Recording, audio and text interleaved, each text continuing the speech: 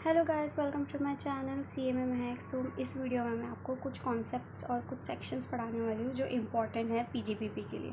तो इस वीडियो में मैं इजी वे में आपको बताने वाली हूँ, जैसे मैंने समझा है PGPP वैसे मैं आप लोग को समझाने वाली हूँ।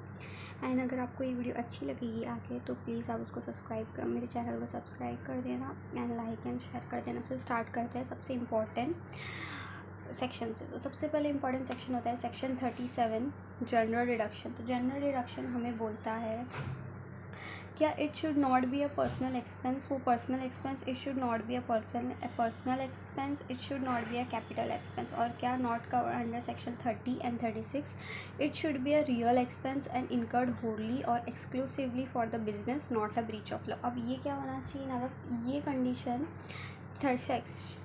सेक्शन 37 में लिखी है, ये कंडीशन पूरी सेटिस्फाई हुई तो हमें क्या मिलेगा, डिडक्शन मिलेगा। ओके, तो कौन कौन सी कंडीशन होना चाहिए, पर्सनल एक्सपेंस नहीं होना चाहिए, कैपिटल एक्सपेंस नहीं होना चाहिए, कौन से अंडर सेक्शन 30 एंड 36 में कवर्ड नहीं होना चाहिए, रियल एक्सपेंस होना चाहिए, और प्लस इनकर्ड और ओनली एक्सक्लूसिवली ओनली बिजनेस के लिए होना चाहिए, और ब्रीच ऑफ लॉ नहीं होना चाहिए। ओके, मीन्स ऑफेंस नहीं होना चाहिए। तो it should not be in the nature of the capital expense, it should not be in the nature of the personal expense of an SSC, and the expenditure should not be of the nature described in the section 30 to 36. Okay, section 30 to 36.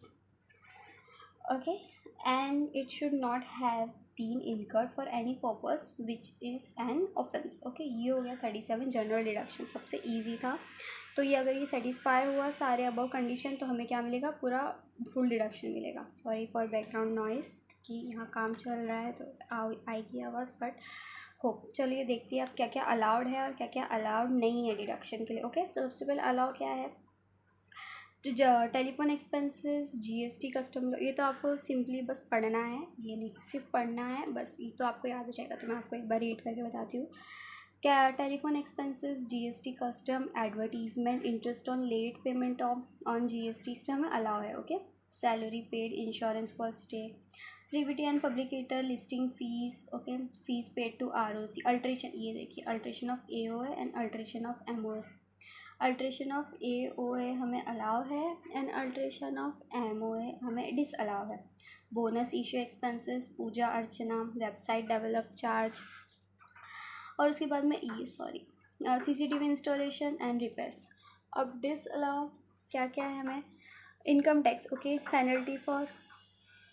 penalty for IT, GST, other law, interest on income tax, insurance for proprietor, CSR, donation under section 80G include to politicals, ये याद रखना, 80GG भी है, GGC, bribe paid और penalty paid। हाँ, alteration of AOA हमें allow है मगर अल्ट्रेशन ऑफ MOA हमें डिसअलाउ है। ये इंपॉर्टेंट पॉइंट है, इसको आप अच्छे से पढ़ लेना। MOA डिसअलाउ है, AOA अलाउ है।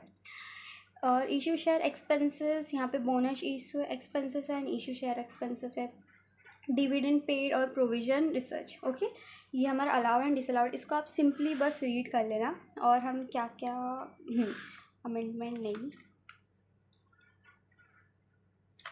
चलिए आगे का पढ़ते हैं।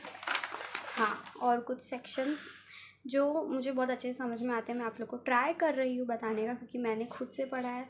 अब मेरे को जो समझ में आ रहा है आप लोग को समझ में आया तो अच्छी है। अब सेक्शन 30 एक्सपेंसेस ऑन बिल्डिंग, अब ये याद रखना, section expenses on building, section 31 बोलता है plant and machinery and feature. अब एक्सपेंसेस ऑफ बिल्डिंग क्या क्या है, रेंट पेड, रेवेन्यू, रिपेयर्स, मगर रेवेन्यू कौन से होना चाहिए, कैपिटल रेवेन्यू डिस अलाउ है, करंट रेवेन्यू अलाउ है, insurance, tax paid for bonus building, okay, सब क्या है, allowed as deduction. Rent paid, revenue, repairs, plant and machinery and features में रेंट पेड, रेवेन्यू, रिपेयर्स, मगर कौन से revenue, capital revenue disallow है, current revenue क्या है, अलाउ है। ये आप लोग को बुक में भी कॉलम बना के बताता है, टैक्स पेड। ओके, ये सिंपली बहुत ईजी सेक्शंस है तो बहुत इजी पड़ेगा। एंड हाँ, सबसे इम्पॉर्टेंट डेप्रिसिएशन। अब डेप्रिसिएशन पढ़ने से पहले ना ये इंपॉर्टेंट है तो आप लोग ये याद कर लीजिए, रेट ऑफ डेप्रिसिएशन बहुत इंपॉर्टेंट पॉइंट है और ये सबको याद होना चाहिए। अगर आपको मेरे ये नोट्स चाहिए ना तो आप प्लीज़ मुझे कमेंट करना। तो रेट ऑफ डेप्रिसिएशन 4 ब्लॉक होते हैं, ब्लॉक 1, ब्लॉक 2, ब्लॉक 3, ब्लॉक 4, हमें ये पढ़ना है ब्लॉक 4। सबसे पहला ब्लॉक होता है बिल्डिंग, सेकंड ब्लॉक होता है फर्नीचर एंड फिक्चर। तो आप लोग ऐसे याद रखना, जब बिल्डिंग बनेगी तभी उसके अंदर फर्नीचर होगा, तो ब्लॉक 1, ब्लॉक 2 इंटेंजिबल। जब फर्नीचर आएगा तब हमें पता चलेगा इंटेंजिबल है टेंजिबल है। एंड देन फिर प्लांट एंड मशीनरी। तो हम इसको अच्छे से देखते हैं क्या होगा। तो सबसे पहले बिल्डिंग हमेशा 10% होगी। अब ऐसे याद रखना, बिल्डिंग में 10 फ्लोर होते हैं तो 10%। ऑफिस में भी 10 माले होते हैं तो 10%। Staff quarter 5%। टेम्प्रेरी स्ट्रक्चर, ये क्या है, टेम्प्रेरी स्ट्रक्चर 40%। मे बी यहाँ कुछ ग्लिच है, ओके। मगर ब्लॉक 2 फर्नीचर एंड फिक्चर। अब फर्नीचर भी 10%, इंटेंजिबल 25%, मगर no depreciation on goodwill. Goodwill पे डेप्रिसिएशन नहीं, देखो मैंने इसको हाईलाइट किया है, तो बहुत इंपॉर्टेंट पॉइंट है। डेप्रिसिएशन किस पे, गुडविल पे नहीं। प्लांट एंड मशीनरी जनरल है तो 15%, वो अपने को बताता है क्वेश्चन में। कंप्यूटर और बुक्स 40% तो ये याद रखना। और फिर डेप्रिसिएशन किस किस को अवेलेबल होता है, तो डेप्रिसिएशन याद रखना ओनर को, हायर परचेज या फिर लीज और लेसर को, ज़्यादातर ओनर, ओके। और ब्लॉक्स, ये मैंने ये सारे पॉइंट्स में क्या क्या आने वाला है डेप्रिसिएशन में, उसके अलग अलग पॉइंट्स बनाए हैं, तो ये बहुत ईजी बनता है। अगर आपको ये नोट्स चाहिए तो आप बताना। तो ब्लॉक, अब ब्लॉक कितने टाइप के, टेंजिबल एंड इनटेंजिबल, ओके। ये जो हमने पढ़ा। अब टेंजिबल में क्या क्या आ गया, हमने ऊपर पढ़ा, बिल्डिंग आ गया, फर्नीचर आ गया और प्लांट एंड मशीनरी आ गया। मगर इनटेंजिबल में हम गुडविल को एक्सक्लूड करके, क्योंकि डेप्रिसिएशन किस पे नहीं लगेगा, गुडविल पे नहीं लगेगा। डब्ल्यूडीवी कैसे निकालते हैं, ओपनिंग क्लोजिंग डब्ल्यूडीवी, तो बहुत ईजी। अगर आपको इसके क्वेश्चन आंसर्स, ये सारे रिवीजन है क्योंकि हमारे एग्ज़ाम आने वाले हैं CS के, तो आना चाहिए। मे बी CS में नहीं होता है, आई डोंट नो। तो चलो आगे का पढ़ते हैं, डब्ल्यूडीवी। अब हमारे पास ओपनिंग डब्ल्यूडीवी है, तो हम उसमें ऐड करेंगे परचेस, जो एक्चुअल कॉस्ट है परचेस, बहुत इजी है। और उसमें से माइनस करेंगे सेल, डिस्कार्ड या फिर डेमोलिश। तीनों में से कोई भी वर्ड आया तो आप लोग को कंफ्यूज नहीं होना है, सेल, डिस्कार्ड या फिर डेमोलिश। माइनस करने के बाद तो हमारे पास क्या आ जाएगा, डब्ल्यूडीवी। इसके क्वेश्चन आंसर्स भी हैं मेरे पास, ओके। अनऑब्जर्व नहीं, हाँ ये कुछ points. Depreciation as per account, depreciation as per income tax, तो ये सब अभी करवाना चाहिए। ये तो आपको सिंपली रीड करना है। सो गाइस, अब मैं सेक्शन 32 डेप्रिसिएशन के आपको कुछ पॉइंट्स बताती हूँ, फिर हम इस वीडियो को एंड करेंगे, ओके। फिर अगर आपको पार्ट 2 चाहिए रहेगा तो प्लीज़ आप मुझे कमेंट करना। तो सेक्शन 32 बोलता है डेप्रिसिएशन। तो डेप्रिसिएशन किस किस को होता है, SSC must be owner. SSC क्या होना चाहिए, ओनर होना चाहिए। और ओनर इंक्लूड्स, ओनर का मतलब बेनिफिशियल ओनर। ओनर किसको इंक्लूड करता है, बेनिफिशियल ओनर को। Asset must be put to use, ये आप लोगों ने पढ़ा होगा। अगर आप रिवीजन कर रहे हो तो आपको पता होगा पुट टू यूज़ का मतलब। Put to use include ready to use, okay. 1 minute. In the year of acquisition use, हाँ तो क्या होता है डेप्रिसिएशन में, अगर ज़्यादा 180 डेज से ज़्यादा यूज़ किया रहता है तो फुल डेप्रिसिएशन, अगर उससे कम तो हाफ डेप्रिसिएशन। अगर आप लोग रिवीजन करें तो आपको ये सब पता होगा। SSC must be used in the business professional asset must B use in business professional and depreciation specified rate on the WDV on the, हमने पीछे पढ़ा तो वही, ओके।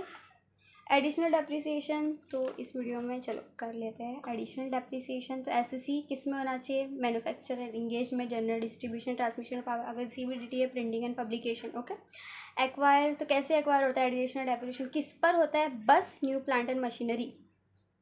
अगर वो new plant and machinery second hand है, good transport vehicle aircraft shift है, या फिर होल्ड कॉस्ट अलाउड डिडक्शन, और या फिर वो प्लांट एंड मशीनरी ऑफिस में इंस्टॉल्ड और गेस्ट हाउस में है, तो उसे न्यू डज नॉट इंक्लूड, समझे, उसको डेप्रिसिएशन नहीं मिलेगा। बस न्यू प्लांट एंड मशीनरी ही होना चाहिए, ओके। और एडिशनल, हाँ, और एडिशनल डेप्रिसिएशन कितने रेट पे लगता है, 20% ऑफ एक्चुअल कॉस्ट। और इसमें भी ये वाली कंडीशन आती है, ये वाली, कि अगर वो 180 डेज से ज़्यादा है तो वो पूरा रहेगा, और अगर 180 डेज से कम है तो 10%, और बैलेंस हम उसके सब।